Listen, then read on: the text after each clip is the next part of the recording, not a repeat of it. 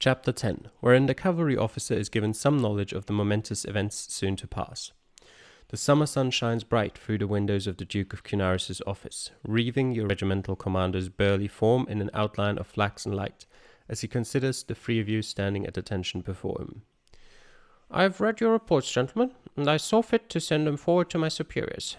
A close but hard-fought victory, I believe, was how you put it, Captain Elson? The captain nods in agreement. Yes, sir, a victory won by Lieutenant Casarosta's cunning plan, sir. The Duke nods, a beatific smile on his face, looking very much like a proud father. Cunaris looks at each of the three of you in turn, making sure that he has your undivided attention. Gentlemen, as you are likely well aware, the Duke of Wolfram is gathering his army here because he believes there is a chance for us to swing the war decisively in our favor. I must admit that nothing would quite be more welcome. This whole Antari adventure is not popular amongst the commons back home, never mind that we were the ones attacked. The king has appealed to the Cortes to raise a tax on wages, a dreadfully unpopular measure, obviously. Even so, if the war continues by this time next year, Tierra will be in debt for the first time in its history. The king, the Cortes, and the commons all want a swift end to this war, and Wolfram plans to give it to them. The Duke leans forward, his voice lower, almost conspiratorial, as if he were sharing a secret with the three of you. But to do that, he shall need a victory, a great victory. He needs officers of skill and intellect in command. That is what I shall expect you to be. I shall trust all three of you not to disappoint me. There is silence for a moment, broken only by the quiet scratching of quill on parchment coming from the desks of the Duke's aides behind you. Cunaris leans back, satisfied that he has gotten his message across. Now, gentlemen, I assume I shall see you at the reception tonight? Captain Elson replies for you. Of course, sir. Then you are dismissed. Good day. The streets of Narinja have become almost unrecognizable since your return from the north less than a week ago. Over the space of 5 days, a dozen regiments, recruited from all over the unified kingdom and formerly stationed all over southern Antar, have converged upon the town. The formerly half-empty streets are now awash with uniforms of every color, from the green-grey of your own regiment to the silver of the Wolf's Head cuirassiers, to the burnt orange of the line infantry. In addition, having apparently sensed the likelihood of a climactic campaigning season, observers from half a dozen nations share the streets with Antari stragglers and Tierran soldiers. The harbour is filled with ships from all over the northern kingdoms, and a sleek black-hulled schooner from Takara as well. Elson's eyes seem to dart everywhere as you walk down the crowded main thoroughfare with your fellow officers of the 3rd Squadron. Occasionally he will point out a particularly distinctive uniform or emblem of some regiment or house guard or other. Casarosta remains silent, though his eyes seem to follow your captain's. Eventually the other lieutenant disappears into the crowd, leaving only the two of you. Saints above, Elson explains as the two of you step into the cool shade of your lodgings. Tonight's reception shall be like a moving shrine window, save with dressed uniforms instead of coloured glass. Our green-grey shall seem as dull as stone compared to some of those lot.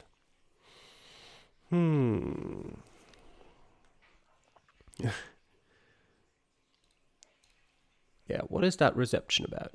The captain seems shocked that you had forgotten when you asked him about the evening's reception. Pray tell me that you have not forgotten already.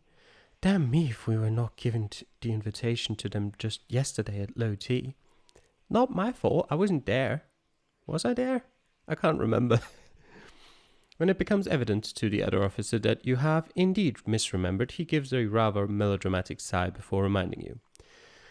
If you'd care to recall, the Duke of Wolfram has organized a reception for this evening. He's invited every single officer in Narinja, the foreign officers too, though one wonders how he plans to fit them all into one building, let alone one hall. In short, it is the most important formal event either of us shall ever likely be invited to, not to mention the first one I've seen in 6 years. Elson puts on an expression of pure condescension. Do you remember now, dear fellow? No, I don't, but we'll leave it at that. The captain explains for you. The Duke of Wolfram is the commanding officer of the king's forces here in Natar, of course. He's also the most senior member of the king's army and privy council. Elson pauses to recall further, as if being tested by a schoolmaster. He's a career soldier, made his name in the Royal Marines during King Alaric's war, if I recall correctly. He's of the old school of officers, but he's a pretty powerful caster and has been a general longer than either of us have even been alive. I'd like to think that puts us in good hands, regardless of any conservatism on his part. Alston smiles, but shakes his head. I see what you're trying to do, Castleton, and I thank you for it, but we shall not be the only officers in the room fresh from a victory. There has been skirmishing all along the front over the past few months, and I have no doubt there shall be toasts made to some victorious young officers tonight. But they shall be men of richer families and more prestigious regiments, not us. You nod. Perhaps he's right. All right, let's go back to our room. You make your excuses and return to your room to make yourself presentable enough for the evening's reception. The long and painstaking process of preparing yourself for a formal event has become an unfamiliar one after so many years of soldiering on the frontier and shuffling down the ramshackle streets of formerly empty Norinja. However, you're still the son of a noble house and remember your lessons on the subject well enough. You change into your finest underclothes and daub dashes of scent in the places where you are most likely to sweat. This done, you begin the ordeal of putting on your uniform. For an occasion of this magnitude, not even your dress uniform will be ornate enough. Instead, you must attend the Duke of Wolfram's reception in what is known as court dress, which adds more belts, more ornamentation, and more gold braid to your dress tunic. A half-jacket, half-cape confection called a dolman is tied over your left shoulder. Its more uselessly ornamental cousin, the palace. Its even more uselessly ornamental cousin, the palace. A bastard child of fur cloak and jacket is draped over it. As you begin the final process of looking over your sword and the grooming of your hair, you sense a bane signature of immense power approaching you from far away. It is certainly even more overwhelming than the presence of a Knight of the Order's militant, a rather unsettling thought. A moment later you hear the sound of hobnailed boots beating against the cobbles in perfect order. It is only then that you realize that the bubbling noise of the streets below seems to have faded away. The crunching beat grows louder, and with it the source of the bane sound draws nearer. The sound of marching grows louder and louder until suddenly it stops, as does the bane sound, right below your window. Alright, we're not ignoring it, come on. You peer out the window, and you behold a sight which will remain with you until the end of your days. Standing before you are two perfect ranks of the most spectacularly outfitted and drilled soldiers you have ever seen. Even from a distance you can see that not a single hobnailed jackboot is out of line. Not a single fold of their black and silver uniforms looks any less than perfectly placed. The steel of their breastplates and helmets shine mirror-like in the afternoon sun. The barrels of their muskets and the scabbards of their long curved swords blaze with the chained power of bane runes. You cannot recognize their uniforms, but the flag which the black-clad soldiers carry with them is unmistakable. A field of silver quartered with the dark blue elm and falcon of the Emperor of Takara. At their head stands a muscular figure with straight chin-length platinum blonde hair and the bearing of an officer. The leader of the Takaran soldiers shouts a command in a rich, throaty voice. It is only then that you realize that the Takaran officer is a woman. It is common knowledge that their racial ability to use the bane without restriction allows Takaran society to draw no distinctions of sex. However, seeing the principle in action is an entirely different matter. Now that you look closer, you realize that it's likely that a good number of the other soldiers in the formation might be of the fairer sex. Heady stuff, isn't it? A frightening notion, actually. Who knows what they might be capable of? They're elves. Okay. I'm not really sure what to say here. I don't think it'll have any consequence. I'm just not entirely sure what I myself think. Unprincipled enough. I mean, I guess this one? Yeah, probably. Of course, the Takarans can simply will things like cooking and the care of infants into existence. Humans cannot. You hope that the different contexts are clear enough to dissuade any human society from trying to follow the Takaran model. That was not necessarily what I was referring to with that, but okay. On the street below, the Takaran soldiers continue. I don't... don't even have any clue what this might be based on and how I would ever pronounce that. I'm also supposed to do it in a woman's voice, which makes this even more interesting. No, this doesn't sound like a woman. This just sounds like Duke Canaris all over again. But also, I don't really know how a tough woman sounds like. I mean, I can't just give her like a squeaky female, very high voice. I mean, then again, can I? I mean, she's bellowing. That doesn't really fit a like high tone.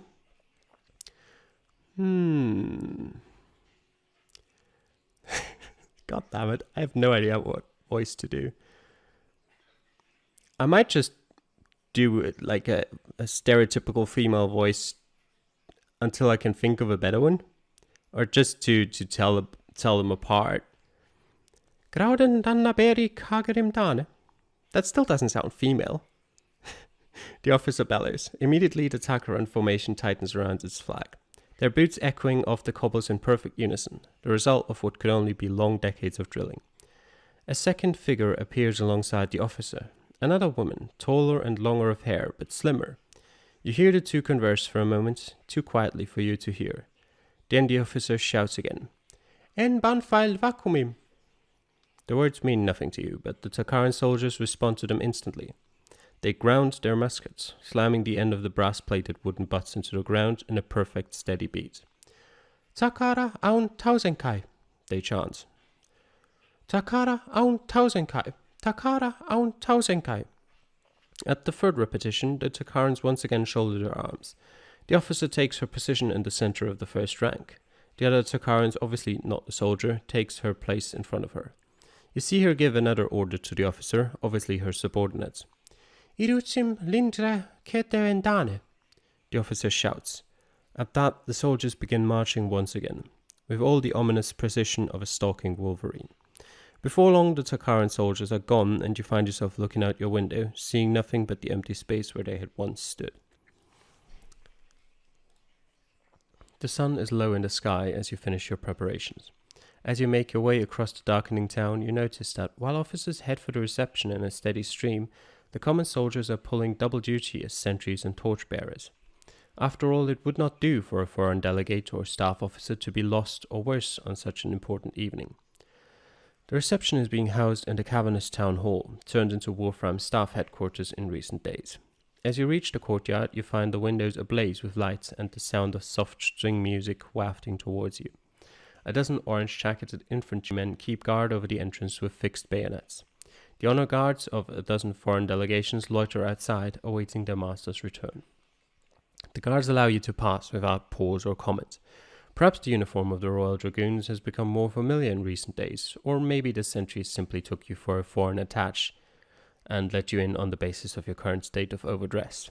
Regardless, you soon find your way to the entrance of the main hall. A line is formed before the doors, with each new arrival waiting patiently to be announced by the herald.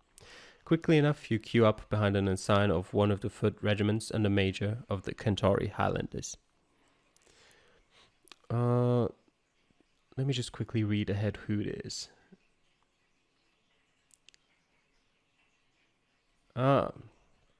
Castleton, by the saints, sir, so it is. The familiar voice turns you around on your heel, and you find yourself face to face with a tall, handsome Wolframite in his early 30s, wearing the burnt orange dress coat of a grenadier officer. Sir Enrique Hunter, Lieutenant Colonel Hunter now, by the insignia on his shoulders and collar, greets you with a warm handshake. Your former commanding officer does not seem to have changed at all, save for a few fresh creases along his face and the very light line of a scar across his temples. Castleton, or rather Lieutenant Castleton, keeping yourself out of trouble, I would hope. Before you can respond, you hear the sound of a throat politely clearing behind your back. It is the herald trying to remind you as decorously as possible that you are now at the head of the queue and must be announced. There is, of course, the question of how it should be done. Heroes of the moment often try to make as big a splash as possible, so that it becomes difficult to forget them. More questionable figures of society would likely prefer to keep their profile low, should they wish to avoid accusations of presumption.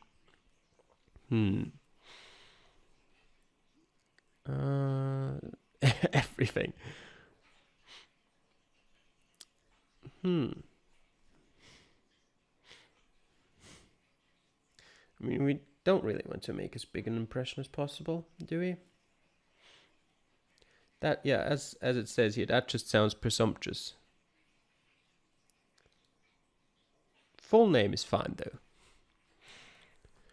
Lieutenant James Dal Castleton of the Royal Dragoons. There are a few low mutters of discontent as you enter the main hall. Perhaps you have overplayed your hand.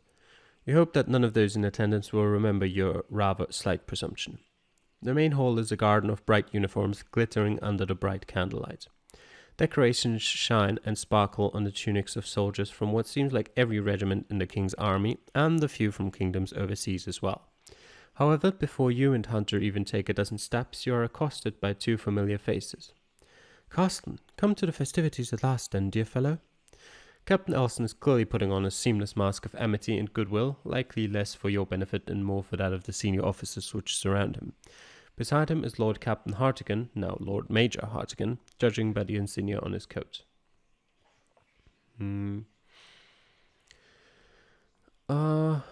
Sirs, may I introduce Lord Lieutenant Colonel Ulrike Dal Hunter of the Grenadier Guards, Colonel, Lord Captain Davis Dal Elson, my commanding officer, and... Hunter steps forward to greet Major Hartigan, a broad smile on his face. Well, it's been an age, has it not, Lord Hartigan?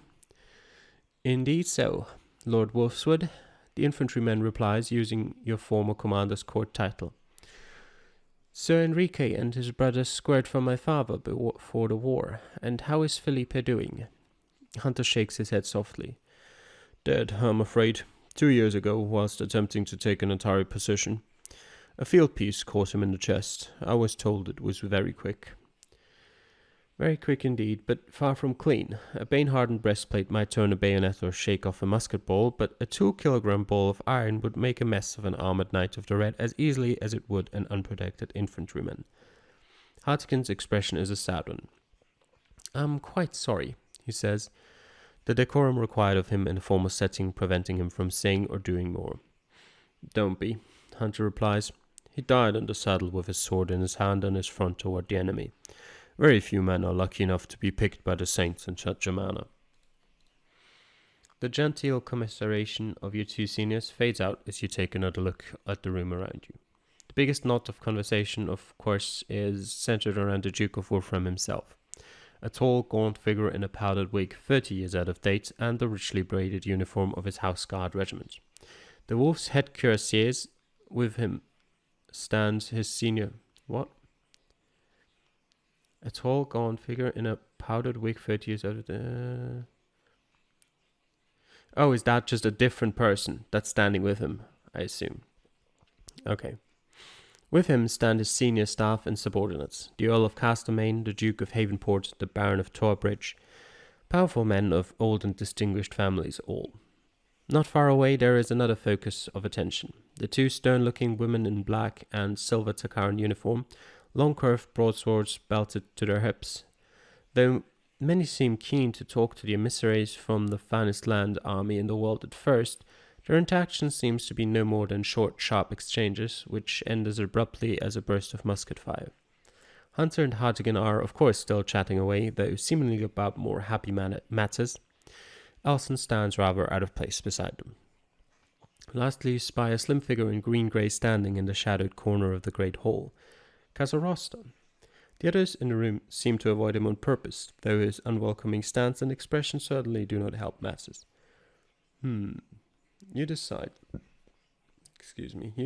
to...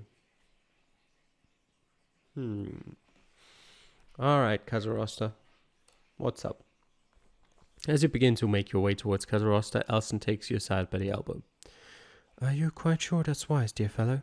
He asks quietly, his smile obviously forced. Why would it not be? He's my friend, you reply. The captain frowns. Of course, but he's still deaf-born. Your superiors will think you a man of low principles if they see you favouring the company of a fellow of his sort over your own kind. No racism in these parts. Elson purses his lips and looks at you with concern. Just don't speak with him for too long. I'll be here if you need me, he says before retreating to a comfortable distance from Casarosta's dark corner. Kazarosta is far less sullen than you have expected. In fact, his expression as he observes the proceedings, a glass of dark red wine in his hand, seems almost serene. Castleton? He purses his lips as you approach. Should you rather not be out there? He gestures with his wine glass at the mass of officers surrounding Wolfram and his staff. Then in this dark corner with me? You shrug as nonchalantly as you can manage. I'd rather speak with you a while. A pale ghost of a smile passes over Kazarosta's lips. Is that so? It is an invitation to proceed further. A tacit one, but there nonetheless. Why did you join the army in the first place? Kazarosta leans back against the wall, twirling his wine languidly in one hand. A straightforward question, he finally says. One with a straightforward answer. The deaf-born officer tilts his head towards you, as if casually discussing the weather. I may not have been born with your blood or your lineage, but the saints did make me with certain gifts with which to fulfill their purpose.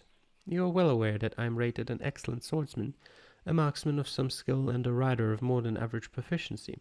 I was given the finest of educations and the stigma of birth which does not burden me with the same restrictions enforced upon gentlemen of the blood. Kazarosta grins, a cold slash of a smile. In simplest terms, it was the will of the saints that the army be my life. Would you not think that so? Why are you not taking part in the proceedings? Kazarosta's eyebrow raises as you pose the question. Proceedings?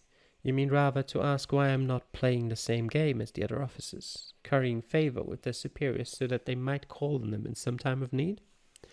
When you confirm this, the deaf-born officer shrugs nonchalantly. You find it likely that he could have responded to an accusation of high treason in the same cold manner. Simple, Castleton. It is because, as your brother Banebloods do not hesitate to remind me, I am not one of them. I was never one of them. They have their parts to play, as do I.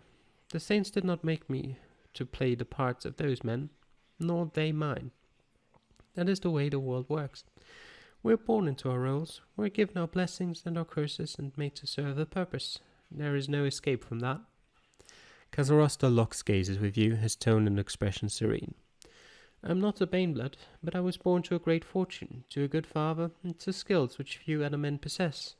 I believe the saints have set me upon my path.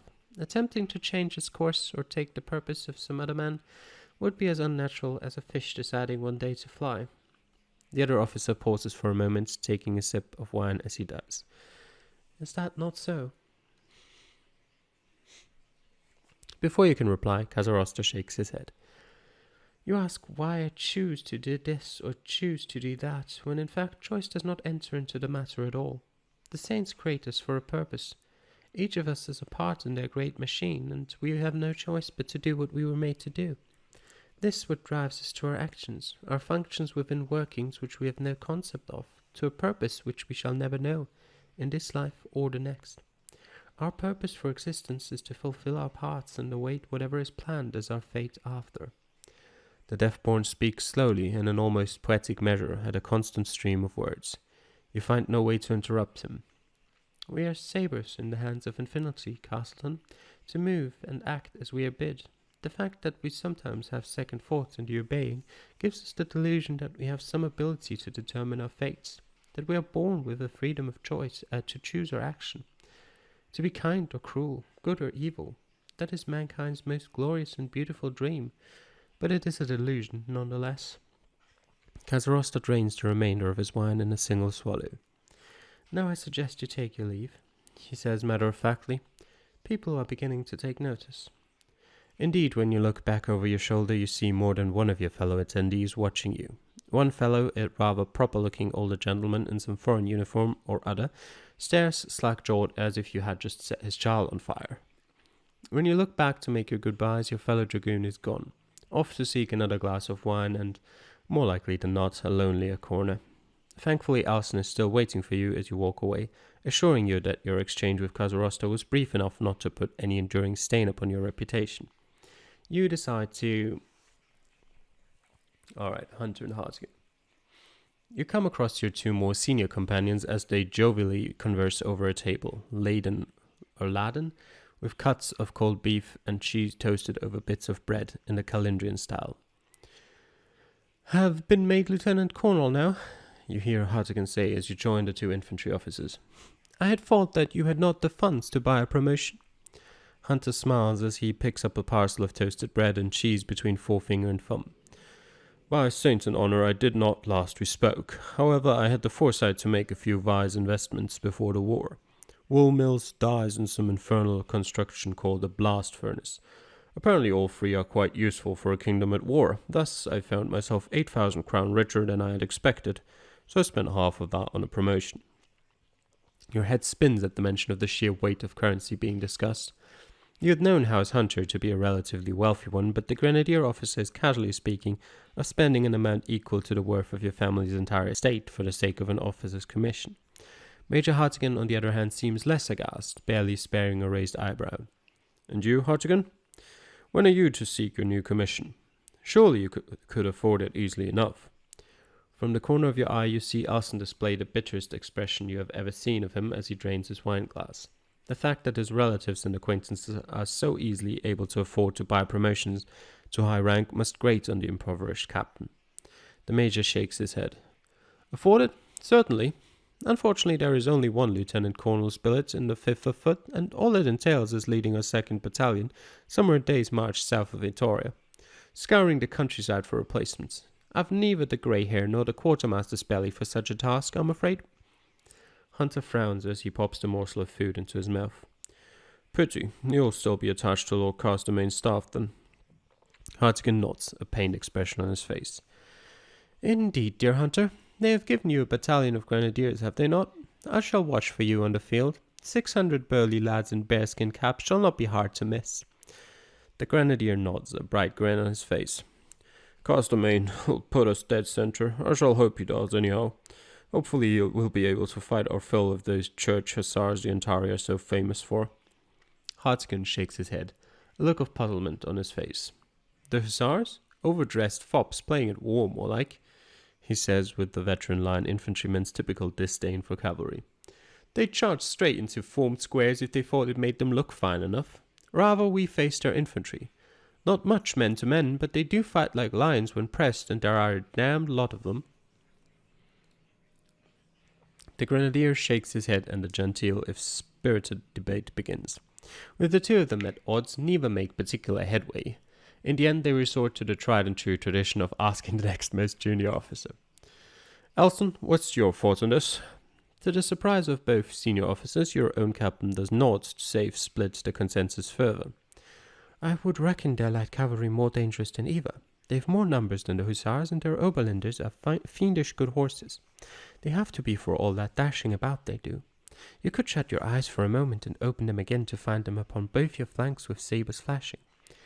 With an impasse well and truly established, your three senior officers have no choice but to do the unthinkable and ask the opinion of the most junior person in the group, you. And what do you think of all this, Castleton? Hunter asks. You fought Ontario foot, light horse, and church hussars all. Who would you rate the best lot to face? Can I put a fourth choice in there?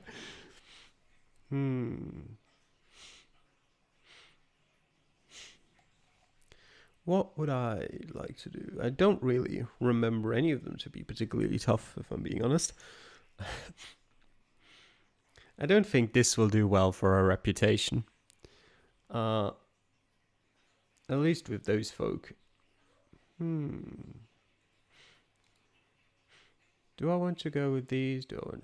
What do I want to go with? It doesn't really matter, does it? Sure, the church hussars. You see, Hartigan? Hunter exclaims, a wide grin on his face. A deciding vote.